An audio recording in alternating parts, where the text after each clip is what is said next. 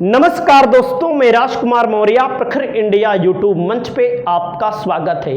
2024 के लोकसभा चुनाव में उत्तर प्रदेश की 80 लोकसभा सीटों में से भारतीय जनता पार्टी को 43 लोकसभा सीटों पर करारी हार हुई।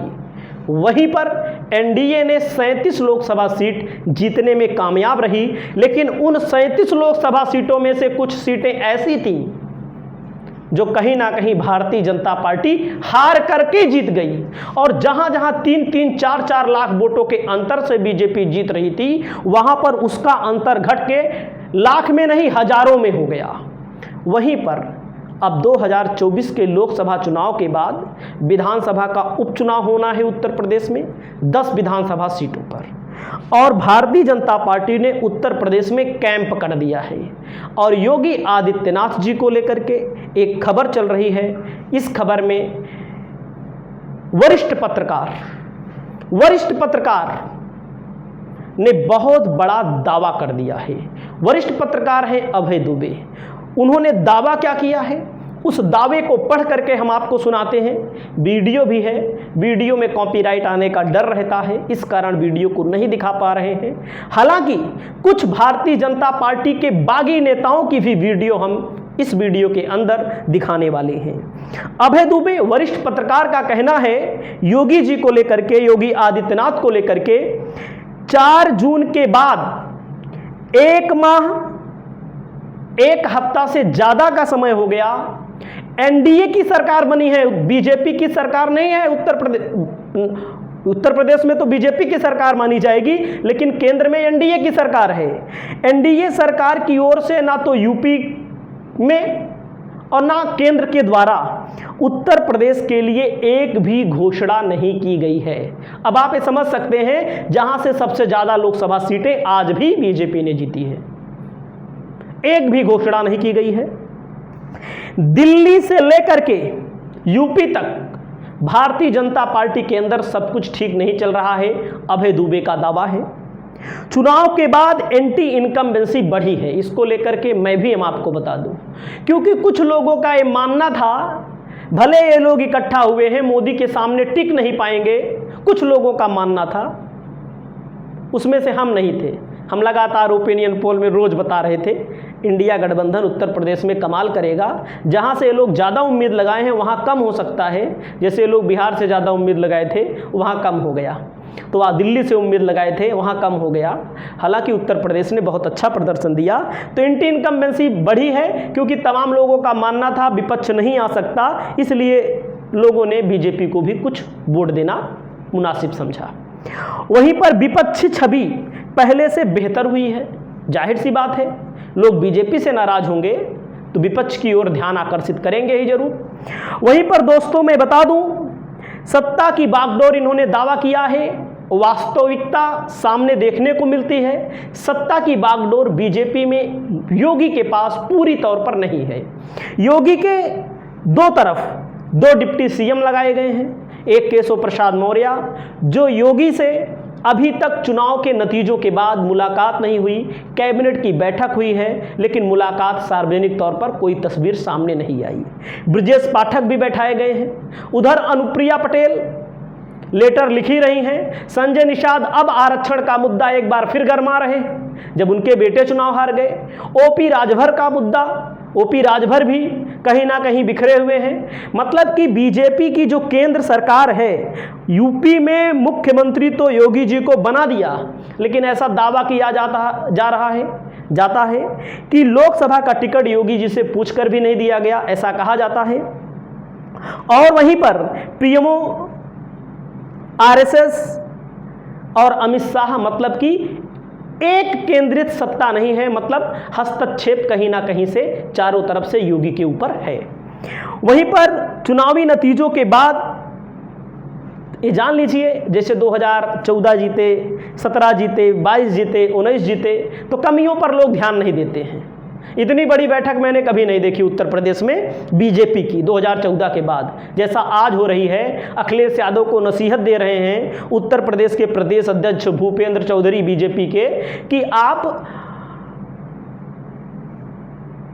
कांग्रेस से सावधान हो जाइए। उनको सबको पता है कांग्रेस और समाजवादी पार्टी साथ में रहेगी तो बसपा के पास वोट ज़्यादा नहीं जाने पाएगा, क्योंकि बसपा अलग लड़े, कांग्रेस अलग लड़े, सपा अलग लड़े। भले कांग्रेस का बहुत बड़ा जनाधार उत्तर प्रदेश में नहीं है, लेकिन दो पार्टियों के साथ रहने से बीजेपी को नुकसान हुआ है। और योगी के खिलाफ फाइल तैयार है, अभय दुबे का दावा है। फाइल कब खोली जाएगी उस पर आकलन किया जाएगा कि योगी को हटाने से नुकसान है कि फायदा है। नुकसान है तो कम नुकसान कब है।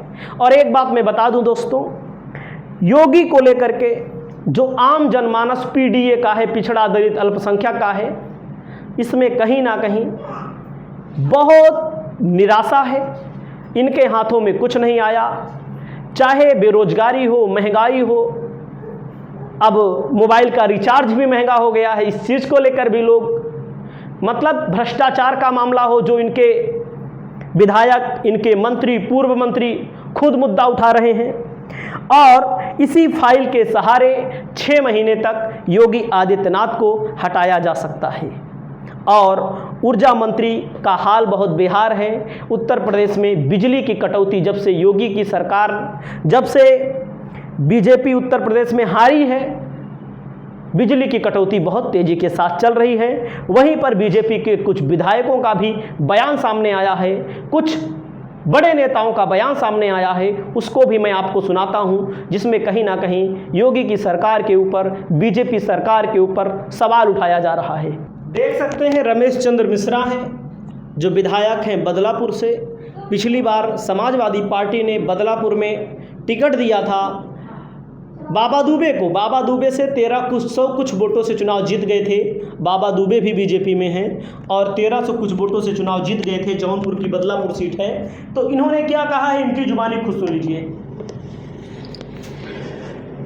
जैसा कि मैं समझता हूं कि आज की डेट में जो स्थिति परिस्थिति है, जिस तरीके से पीडीए की बात चल रही है और जिस तरीके से समाजवादी पार्टी ने व्यापक भ्रामक स्थिति आम जनमानस में पैदा कर रखी है, उस हिसाब से अगर मैं देखूं तो भारतीय जनता पार्टी की आज की डेट में हमारी स्थिति अच्छी नहीं है।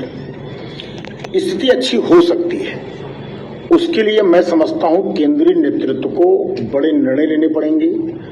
केंद्रीय नेतृत्व को जो है कहीं न कहीं उत्तर प्रदेश के चुनाव पे पूरी तरीके से फोकस करना पड़ेगा। भारतीय जनता पार्टी की एक एक कार्यकर्ता को एक देख सकते हैं, बता रहे हैं बड़े निर्णय लेने पड़ेंगे। बड़ा निर्णय क्या हो सकता है, यानी कि पीडीए से बीजेपी के बड़े बड़े नेता वास्तव में डर गए हैं। सच्चाई तो यही है, कोई माने या ना माने। अब यहाँ पर सुनिएगा, मोती सिंह जी हैं, इनका बयान वायरल हुआ है, इनकी जुबानी को सुनिए। तहसील और थाने का ऐसा भ्रष्टाचार न सोच सकते थे, न देख सकते थे, वो अकल्पनीय है। आप जा रहे मोटरसाइकिल पकड़ ले रहा है, घर में आपने एक बल्ब ज्यादा जला लिया, एक थाना हमें खोल लिया है, आपको लुटेरे की तरह उन्हें ढूंढ लिया। देख सकते हैं, आपके सामने इन्होंने खुद बोला, न सोच सकते थे ना देख सकते थे भ्रष्टाचार का मामला। अब योगी आदित्यनाथ हो या बीजेपी हो, बीजेपी के कोई नेता हो, जब लोग जीतते रहते हैं, जब पार्टियां जीतती रहती हैं तो अपनी कमियों पर ध्यान नहीं देती, लेकिन जब हार जाती हैं तो हारने के साथ साथ उनके नेता भी अपने बयान देने लगते हैं। और आपकी क्या राय है, योगी आदित्यनाथ को हटाया जाना चाहिए कि नहीं हटाया जाना चाहिए? हटाया जाएगा तो किसको मुख्यमंत्री बनाया जाना चाहिए? क्योंकि मैं तो एक बात साफ साफ समझता हूँ, जिन्होंने 22 में वोट सपा को दिया था, उन लोगों ने 24 में भी सपा को वोट दिया। और मेरा मानना है जिन्होंने 24 में दिया है वे लोग 27 में देंगे। क्यों? क्योंकि अगर सरकार बनी होती तो फ़ायदा मिलता, कुछ लोगों को फ़ायदा ना मिलता तो नाराज़गी होती। सब जानते हैं सरकार तो बनी नहीं है। जब सरकार नहीं बनी है तो सांसद को कितना मिलता है, 5 करोड़ 10 करोड़ जो भी मिलता होगा साल भर में, उसमें सांसद क्या कर सकता है? अब भारतीय जनता पार्टी के अंदर चिंतन का विषय है, क्योंकि बैकवर्ड जो वोट है जाएगा, लेकिन उस तादाद में नहीं जाएगा जिस तादाद में जाया करता था। दलित जो वोट बैंक चला जाता था, अब नहीं जाने वाला। क्योंकि एक बार झूठ बोला जा सकता है, 2 बार झूठ बोला जा सकता है, बार बार झूठ बोलने वाली प्रवृत्ति कहीं ना कहीं एक दिन जरूर फेल होती है। आपकी जो राय हो आप अपनी राय बताइए दोस्तों। नमस्कार।